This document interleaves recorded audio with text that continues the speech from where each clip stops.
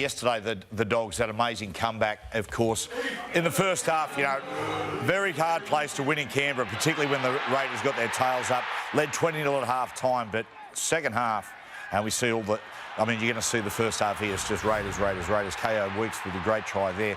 But the second half, the Dogs just they exploded out of the sheds, won the second half 32-0. Yeah, that first 20 minutes of the Raiders, we're just thinking, we were looking at a premiership-winning team. I don't know whether last week took it out of them a little bit. They sort of looked a little bit tired in the second half, but take nothing away from the Dogs. The Dogs had no ball in that first half. And when they got their fair share of this bloke on the edge. Holy man. Three tries in 6 minutes. He was obviously the best player on the field. I think he was a difference. But you've got to give young Hayward a rap. He was involved in a lot of their tries. We don't really know what position he is, young Bailey Hayward. I mean, he's signed another year. If I'm the Perth Bears, I'd be looking at him. Like, I feel he could run a team. Is that a good... Like, he can play 6... Probably 7, 9. Well, 7's his position. And you could probably stick him at 13 if you wanted to. I think he has been playing 13 at the moment. He's been doing a lot of that for them.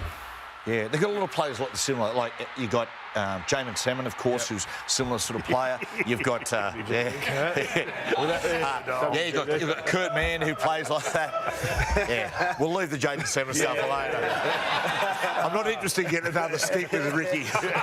Our family have had enough. But got a lot of like Josh Curran's another one. All those blokes who can do a little bit of passing. They help Sexton out. It's just a well-balanced side, isn't it? Yeah. And Stephen Crichton, boys. We're going to see his highlights here. Like Crichton, there was about a 20-minute period in that second half. He was just untouchable. It was a bit like, when I was watching it, remember how, like, when in 09, Jared Hayne went on that run, where it was just like men playing boys? He was just in that rich vein of form. I've never seen him play this well. No. We know he's a terrific defender, probably the best defending centre in the game, but when he wants to just get the ball... I'm with you. I've never seen him actually too often take the ball on and beat someone as well as he did that. People as well. Yeah, burn them as well. Like, we know he can take an intercept and he can score some tries, but he's just... you know what it is, mate? He's class. Even just little things like I saw it last week in Magic Round, and that last pass for Salmon to score, it's just his ability to, like, just a simple thing like a 2-on-1, but how well he does it. Like, a lot of blokes stuff that up, or at times also not, but he'll run down, he'll sort of looking around, just disguising what he's going to do. It's just And he's the captain and he's the goal kicker, so he's got a bit on his plate. I know. Speaking of plates, what about you last night? How many wings did you eat? we got 24 wings. 24 wings. I reckon you had 20 of them. Really? At least I stayed around the full night. I turn around, I'm on the microphone, turn around, he's gone. Just left me. A place to go. I'll tell you something about Fletch. Just left me.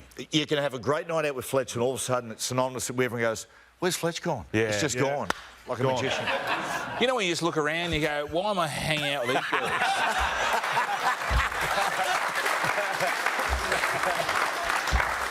Oh, yes. Hey, I must say that. Chicken wings. Mate, they are Moorish. Delicious. He eats them like you know how some people just leave a bit of skerricks there? He's bone. No. That's how you're supposed to eat. You're supposed to take all of it off. Strip them. Yeah, strip them. Don't waste it. No, but he gets it like I'm not wasting. He sucks on. He really sucks on the marrow. You love it. I think we're getting in dangerous territory here. 22-14, Souths over the Bronx. Mate, another comeback, 14-0 at half-time, and Souths just dominated the second half, 22-0. Big win for the Bunnies, one they needed, Connor. Yeah, it was huge. I sort of turned it off at half-time and then flicked it on with 10 to go, and it was 12-14, and then got down to that last 10 minutes, and Latrell just does what he does, and cool, calm, collected, nailed that, and then scored that pretty cheeky try at the end. But they've been down on troops all year, South, so it's a good win for them, especially over a Broncos side that's been pretty red hot. That was a good battle. Tony Staggs and Tass, they went at each other all night. It's best I've seen Tass play. Yeah, he was impressive. But I thought this was, well, do we discuss that, do we? Like, we'll get to that, Nathan. We'll get to that. We'll get to that. Everyone knows my thoughts on that. But this bloke is obviously, he's a freak. Absolute freak. But the Broncos, for me, it seemed to be an attitude thing. They've got the class across the board. They've got some outstanding players within that team. But just, there were some moments in that game towards the back end where I think Staggs makes a break. There's no one within QE. All he needed to do was draw and pass, and there was no one there for him. Also, Look at this. Just Whack. strums it, bang. It does it easy. The three best kickers in the comp has got the sweetest kick. 3 lefties. Yeah. Stephen Crichton, Matty Burton, and of course this bloke. When he hits it, mate, like honestly, the ball barely even bends. Now Benny Hunt, boys, hamstring injury. Do we know how many weeks? Don't know at the moment. Mate, I'll do what everyone else does. Apparently he's going for scans tomorrow. We'll know more then. No, they're saying they're about 6 weeks. Yeah. It's always an even number too. It's never odd. It's never odd. 4 to 6. Yeah, 4 to 4. Well, I'd like someone to get we me can out for change 3 to 5. 5 to 7. He's out 7 to 9 weeks. Yeah. Just give me an odd number. Yeah. 5 to 7. Why does it have to be even? I've never, Every time it's even. Yeah. Hey, guys, my Maccas I'm loving it moment obviously came from this game. We've seen it all weekend and we've seen it again tonight, but Latrell's field goal, it was outstanding. It was a clutch play. He just steps up, doesn't even care. Boom. And I think that's a good thing. Didn't care if he missed. He just went for it. So, guys, let's look back, which is what we'd like to do here, at some other great field goals after we look at this one again. This is Chrissy Sandow for South. Look at that. Beauty. Little Critty. Boom. Straight on. That was back in 2011. This is Benji from halfway, smack bang on halfway. Oh, Benji in 2010. This is Andrew Willis. Remember this one, Andrew Willis? Oh, yeah. Who would have remembered this one? This is a bit old, boys. Yeah. Let's knock this out. Just bang. That's that one. Paddy Richards, your man. Yeah. Fletch. Look, Paddy can... Just snapped that from the sideline. No messing about there. This is Joe Little. Joe Lydon. No way. Joe Lydon just bang. Yep.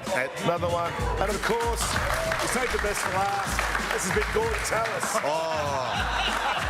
Obviously, some work, some don't. Gordon's tossed one up there. Yeah.